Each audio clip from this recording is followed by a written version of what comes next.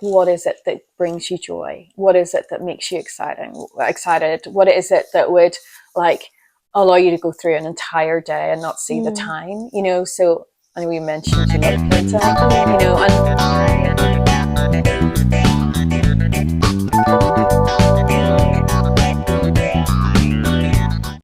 Hi everyone, this is Innovative People's Podcast. We have a very special guest today. Would you like to introduce yourself? Sure. My name is Lorna Hamilton. I'm an artist from Northern Ireland, but living in Nottingham for about 8 years. Okay, so would you like to tell me more about your work and what you do? Yeah, sure. I'm a painter. Primarily, I've been working with oil paint since 1995, which is over 25 years ago. My work started off being very realistic, so very representational, almost photographic. Yeah. And I really perfected that skill. Yeah. And then in the last kind of 5 years, I have transitioned towards abstract, and that's been quite a journey. Oh wow! Yeah. So because I read your blog as well, and I've analyzed through your paintings and analyzed through your biography. You said something about your life in Ireland. How come you moved to Nottingham? Well, it's always lots of different reasons, but I'd been a carer for my dad for many years, and then he passed away, and I felt that I needed a fresh or a new start, and somebody offered me an opportunity to come to Nottingham. It was never anything I ever in a million years had dreamt of doing. I'd never thought I would leave Northern Ireland. And yeah, I made the journey over. To be honest, I hadn't ever stepped in England other than passing through an airport.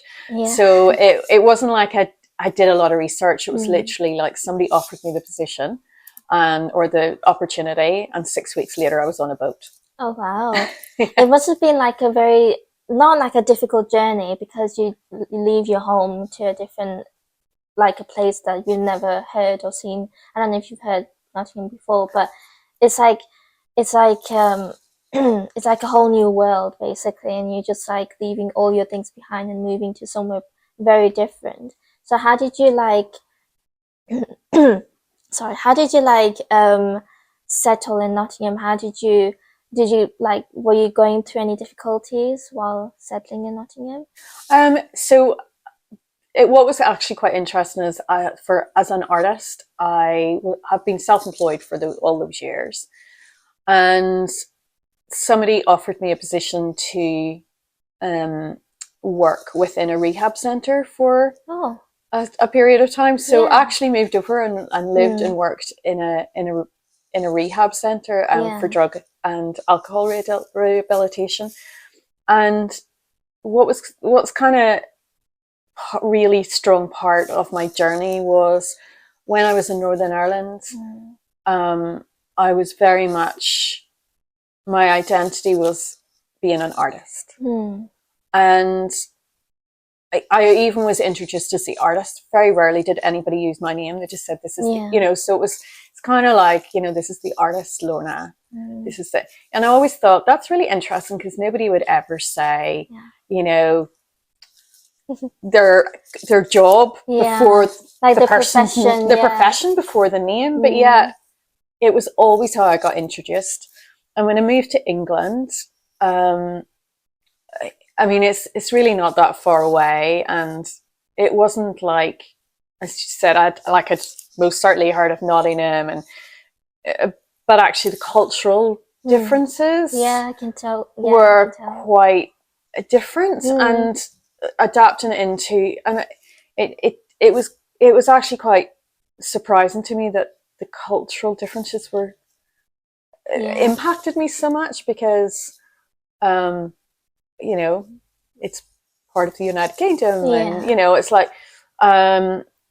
but whenever I moved to England, all of a sudden nobody knew me as an artist, and they just introduced me as Lorna. And it was and it really challenged my sense of identity, and I started asking myself, who am I? oh, what I like, what I do, because I didn't realize how much my identity and how driven I was to succeed as an artist. Yeah. So I had these 2 years where for almost 2 years I didn't paint at all. And I didn't want to paint.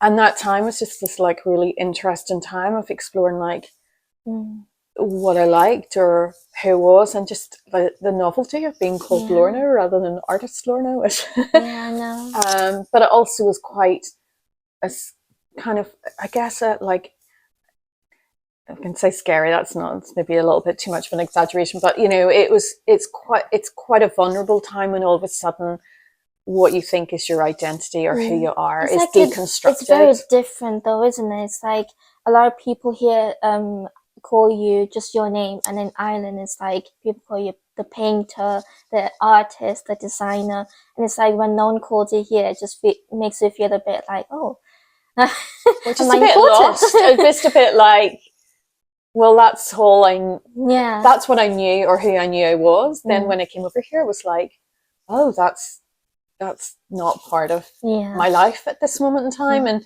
so the journey of coming through that, and also too, like, it was quite unusual to be in that environment.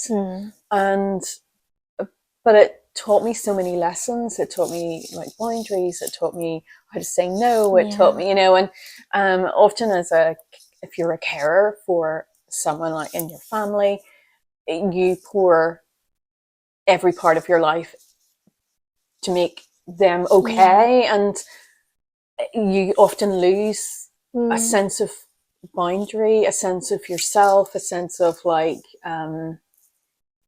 being able to say no, because their care becomes primary to anything else in your life.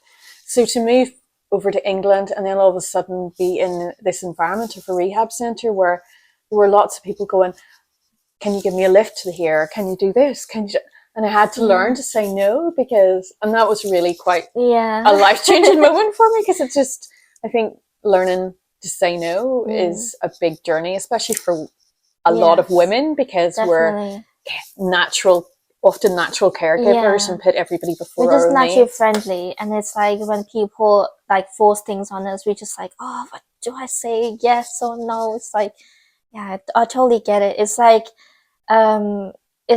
when I was a child, I've always had a different profession, different ability than my sisters and my brothers, and they're quite like, you know, how do you say it? They're quite like into education, that's science and English and law, and it's like I'm the one with art, and you know, I'm like so different. And I felt like the odd one out, the odd chip out, you know. And it just feels like, you know, oh, how do I identify myself? You know, I was really confused because I had parents who were, except my mom, she was like supportive of everything, but I had grandparents who were like very sort of like, they didn't have like any education about art or anything like that, because in their days it was more of a to get an easier job, it was through a law or a doctor or something like that, and they weren't very educated and knowledgeable about art, you know. But like now they know everything. They're the ones who encouraged me to do my own business. But like back then, when I was trying to choose my own profession, they were really against it. So they thought that you can't do that because there's no job out there for you, blah blah blah blah blah blah. But then really there is a job out there. If you look at big cities in London, Manchester and Birmingham, there's like big opportunities to become a painter, big opportunities to become a artist, and you know, anything that comes under art. So it's like, you know, in my family now, I am identified as the artist because it's like I'm the only one who does these things. I'm the only one in the family who does it, and but the rest of my family are just like, oh, she's a doctor, she's this, but this one is an artist. So you've got the artist style too. I feel a bit professional. I'm like, yes, I am. But I think that is, you know, what you kind of identified in that is like, you know, that kind of response to art often feels like you're pushed to the fringes. Yeah. So sometimes people don't, I think my understanding or experience of talking to people about art, or especially people who find art particularly difficult, is then there's this kind of a little bit of a divide, because actually so many people have had really bad experiences with creativity, with art, that they take a big step back. And so I think I've had lots of conversations with like business people, and just like, we don't really know what to do with an artist. You know, like, what do we do? Like, and one of the things I said, I think I'm a little bit on, like, I think sometimes people think I'm a bit unhinged. It's like, you know, because we have, like, one of the skills of being an artist or being creative is adaptability. Yeah, definitely. So we can go in one direction and everybody's on board with that direction, and then and we're on board with that direction. But then the next day we come in and go, I've had an idea. And the idea's in the completely different direction. And everybody's like, oh. Like your whole personality, your whole characteristics is like a brainstorm. So like when you're going towards this direction, you're just like, suddenly it's just like ideas pop in your head and like, oh, I got this. So it's like, that's what I had a bit in this organization too when I first started here. And I had to make a logo for them. So it's like the ideas are popping in my head. I was like, oh, so this. But it's like, we already finalized the logo. So I'm like, still like... You're still trying to perfect. You're still trying to make it. And I guess that's the really challenging thing about, you know, is that you there's this like adaptability or like flexibility in thinking. But then this like desire to perfect and do the best job you can, and it's like, when is that line, when do you say stop, or when is like, and actually I think that, you know, I guess in an organization like this is like, because you've got different team members or bringing different strengths and attributes to the bigger picture. Somebody is able to come in and say, okay, that's enough with the logo. But, you know, when you work in your own studio, you don't have a team. So it's really easy to get stuck in that, like, you know, like the brainstorm, like exciting ideas, where it just becomes like overwhelming. So it's like you just want to be perfectionist in this, but it's like no one's stopping you. Oh, just okay, stop. This is the idea. Just get the job done. You know, I always joke. You know, I could be well, I think as an artist, you are always in some like level of development or moving forward. But for the last kind of 10 years, I've been in development, and I've hardly got any, you know, I've had some work that I've brought through to completion. But now I'm just like, Lorna, get some work finished, because, you know, I feel like I've landed somewhere now, but now is the moment where actually I have to like bring together a selection of work that people can look at and go, oh yeah, that's what you do, rather than like, you know, seeing lots of my ideas scattered all over the place. So at some point there is this like sense of like reconciling all those ideas and like allowing the freedom of those ideas and things to like bounce about and explore. But at some point you kind of have to harness and like gather them all in and bring them into order. So I think the skill in, I guess, I don't really like the word successful, but the skill in being successful is allowing that, you know, allowing the wild horses to run free, but then knowing how to round them up again. Yeah, I get what you mean. Do you know what I mean? So it's like that balance of those two things is quite a life journey of like trying to keep the balance. Keeping balance. Do you have like any when you talk about your paintings, do you have any like signature look that you do most of the time? So it's like in every painting you do the same style or the same image, and it's like, but in a different landscape, do you know what I mean? I mean, I would say so. Since I've started, I've probably had like 3 or 4 quite distinctive periods of art. In that, I said I had like realistic, and then I went in to do wildlife art, so that was very niche. And then I started doing much more expressive landscape work. And now I've moved towards much more colour and abstract.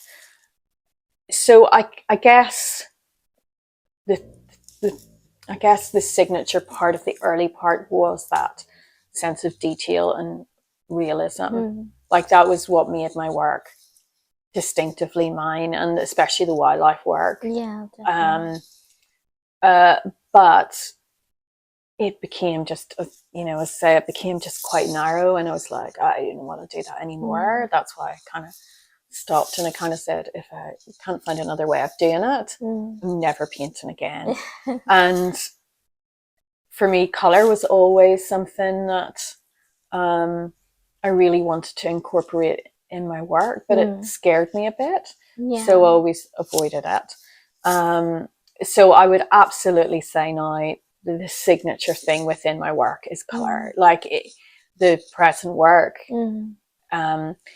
If I was to display my work now in a gallery with my previous work, everybody would think it would be a different artist. And if I was to display my work back in Northern Ireland or in previous places, literally nobody would know it was mine. And it's a complete another transformation. It's like changed over time as soon as you came in a different city, didn't you?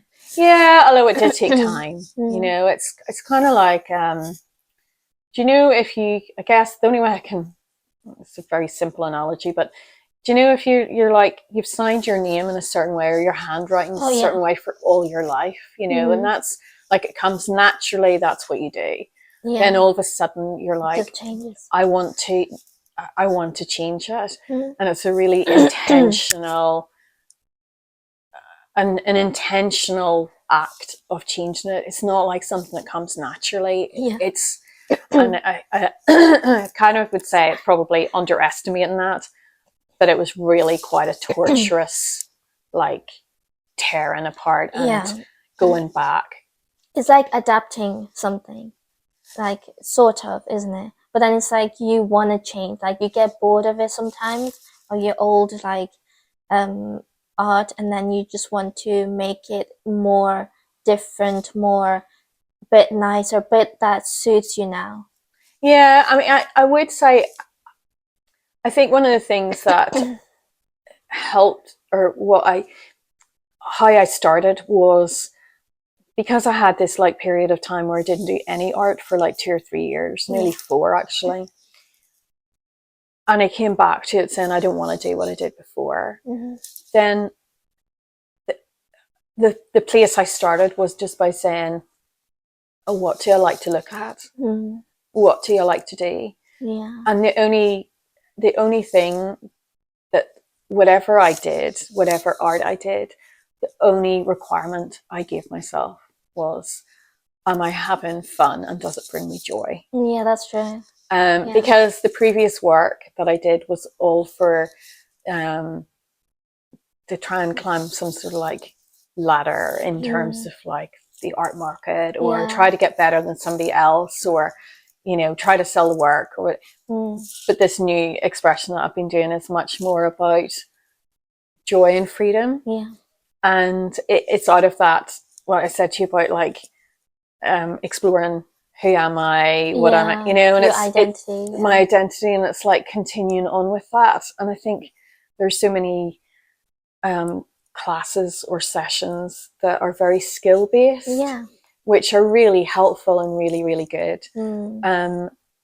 But sometimes it's really helpful for someone to help them take notice of what they really love to do. Like, what is it that brings you joy? What is it that makes you excited? What is it that would like allow you to go through an entire day and not see the time? So I know you mentioned you love painting, and for some other people that might be like these beautiful hats or handbags, or do you know what I mean? It's like, and it's trying to help people reach a point of like self-expression, I guess, and then helping people have the skills to be able to achieve that. Yeah, that's very inspiring, to be honest, because it's like I've seen your work as well, and even the old work that I've seen as well. And I really like, because I'm more into flowers. I don't know why, I just like looking at flowers. I love roses, and I mean, if you can tell from my work, like I always add roses into every piece of my work. That's like my signature. Yeah, I add it to everything, even if it's like, you know, something different. I have to add something to make it seem like it's me. Yeah. You know. But there was this work that I saw from your website, and I was like, this is really pretty. I would love to buy it, like put it on my bedroom. But it was I can't remember the name of it though. But it was like a green, but you painted a flower. Yeah. And it was pink flower. It's like pink and white. Oh yeah. And I was like, oh my god, this is so pretty. This is like actually really, really pretty, because it's the way you the way you painted it with your brush. It just seemed like something that I can see myself in that painting, and I can see it like in front of me.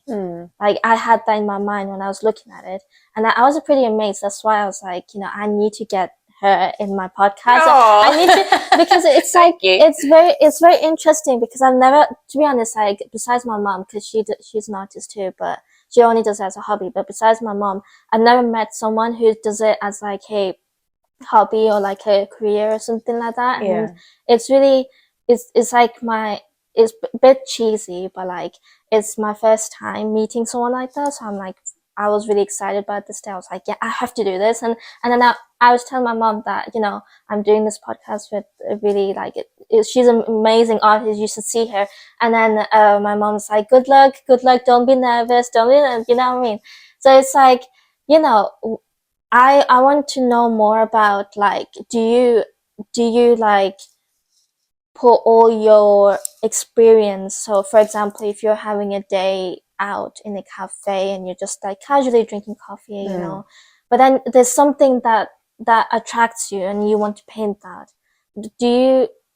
Are your work usually one of those experiences that you go through? It's just something that you see and you put it on the painting. Is that one of what you do as well? Yeah, I definitely, I think a lot of what I do stems from experience and stems from like interaction. And actually in lockdown, that was actually quite a transformational part of my journey, in that I'm in Sneinton, and I used to walk the 10 minutes to my studio, the same route every day. Well, I did anyway, but you know, because of lockdown, we couldn't go that far. Yeah. And for me, it's such a joy and delight, and lifts my spirits and my soul to go to mountains, to go to, you know, the Peak District, or go to somewhere wild and beautiful. And then in lockdown, we couldn't go anywhere.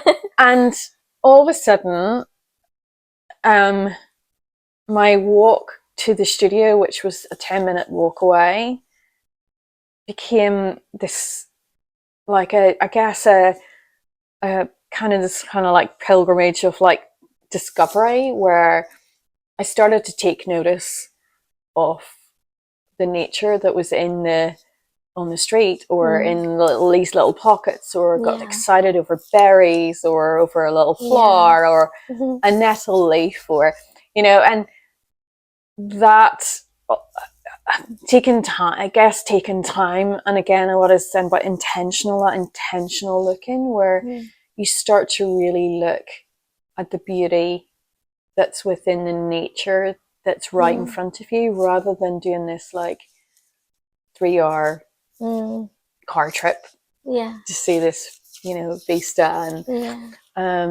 And that then became very much part of my work. So that became woven into the abstracted paintings and work. So it's often based on nature. It's often based on an experience or something that I've seen. Because like every time I go to park or anything, like if I'm sitting in my backyard having my cup of tea, and I'm like noticing something different about my garden, there's like a particular flower or plant that really stands out, and I'm like, in my head, I'm painting it in my head, like how it looked like in one picture. And it's like, and then I get this like a whole different colors, like how would I blended? How would I do this and that? Do you ever get any like imagery in your head that you see something, you're like, okay, so how would I, for example, that bag, so how would I draw it in one canvas, and how would I choose the paintings, because you have your own particular way of painting as well as others. So how would you describe your emotions into the painting? Do you know what I mean, like the impression? And I would say that my so a lot of what I do now is based on that sense of freedom of expression, freedom of marks, so like exploring mark making, and actually moving away from the perfectionism of like getting it exact. So for me, if I was to do that, this bag or the hat, or if I was drawing a tree, I would be holding whatever tool I'm using to draw in a very different way, and I'd often like try and move away from the perfection of getting it perfect, and actually think more about the marks I'm making. And sometimes I'll try and draw something without looking at the page. Yeah. And that's a really good thing to try to do. I don't know if have you ever tried that? I've tried it before. And there's always been a time where I'll try to like make an exact picture, but then it's like my mind is telling me, no, do it a different way. And it becomes like a really good picture, doesn't it? Like compared to the one on the screen. I mean, often I find that if I've been leading a workshop or something, and I get people to do that exercise, so I get them to draw it as meticulous as they can from life, and they're always like, oh, this is terrible, look at this, I'm such bad drawing. And then I go, okay, well, let's draw it without looking at the page. And they always look at it like nearly without feel, and go, oh, I kind of like that one better. And I just think that's a really interesting perspective, that so often we can draw something without looking at the page and actually like it more. And I think what people are seeing in that drawing is a free mark, whereas when they draw in a really realistic, like tight way, it's often drawn out of a sense of fear, or a sense of like fear of judgment, or like, so you want to try and prove how good you are, but actually that whole thing of like drawing without looking at the page almost takes you back to like a childhood expression, and in that there's life, and that's what I try to get into my paintings now, is that sense of life. So it's again, it's about I'm going back to the wild horse, the imagery about the ideas. It's about how it's allowing your hands and your to move freely, but then kind of harnessing that freedom and turning it into something else. So again, it's like kind of like that kind of sense of partnership, like how we're talking at the minute. So sometimes you're talking, sometimes I'm talking, sometimes you talk more, sometimes I talk more, maybe more. But it's like this to and fro, and that's how I often see making an art piece. It's like, I know what you mean. Yeah. Sometimes the art piece guides you, and sometimes you have to take back the control and go, I'm taking it this way. You're guiding yourself into making your own thingy. It's just like when we were kids, we would draw like a sun in the corner and the grass. And then without looking at others' pieces or anything, others' pictures, you just do your own, and you make your different piece compared to someone else. So it's like, it's really good to like have your own impression on your own painting, because then it describes you on the piece of paper.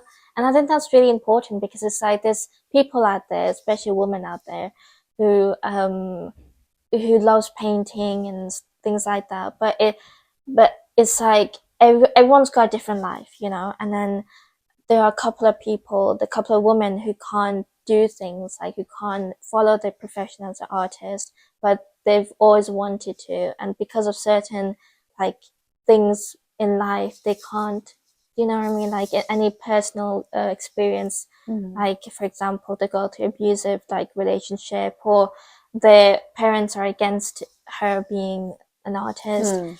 Like Have you ever come across people like that, who always like who approached you and said that, Lorna, I want to be this and that, but I don't know how to because people at home or situation that won't let me, and have you ever experienced? Probably one of the most shocking conversations I had was with a 4-year-old child. Really? Yeah, he said she wanted to be an artist, but she said her mummy and daddy wanted her to be a doctor. Wow. As a Yeah, 4-year-old. yeah, and it made me feel really sad that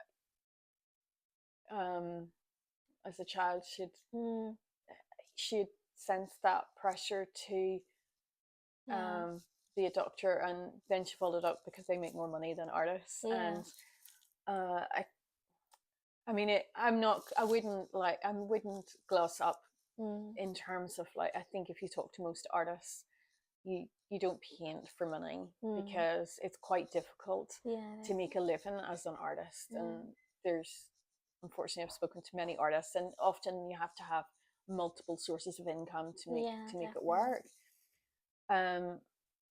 But I think that if someone has this like longing or desire to put that captive, is like killing a little part of something that makes them special, or something that makes them unique, or something that brings them value and worth. And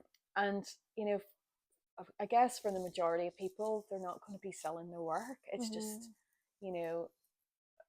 but if people do, there's like routes and ways of doing that. And I guess like lots of things are like, there's lots of exhibitions out there, there's lots of things you can enter, and it's about trying to find those opportunities.